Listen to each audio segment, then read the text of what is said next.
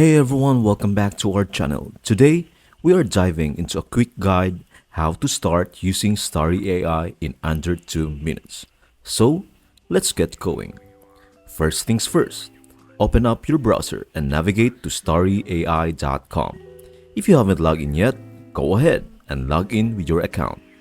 Once you are in your dashboard, look for the Create button located on the upper right corner. Give it a tap. Now comes the fun part, selecting your AI style. You've got options like art, photos, illustrations, or your own styles. Choose the one that sparks your imagination and click on it. It's time to set the stage for your masterpiece.